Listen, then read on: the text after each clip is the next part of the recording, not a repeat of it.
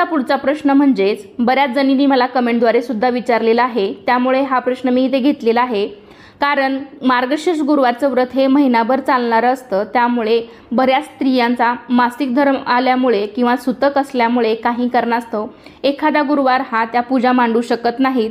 तरी देखील आपण या दिवशी उपवास केलेला असतो, कथा ऐकलेली असते किंवा मग एखादी घरामध्ये व्यक्ती असेल तर त्यांच्या हातून सुद्धा आपण या दिवशी पूजा केलेली असेल, काहीतरी आपण माता लक्ष्मीची सेवा या दिवशी केलेली असते।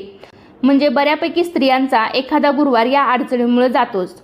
जरी या महिलांचा पहिला, दुसरा किंवा तिसरा असा गुरुवार गेला असेल तर त्या महिलांनी सुद्धा शेवटच्याच गुरुवारी या व्रताचे उद्यापन करायचे आहे।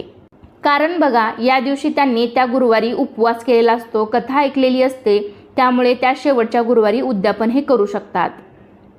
मात्र जर का शेवटच्याच गुरुवारी तुम्हाला मासिक धर्म आला असेल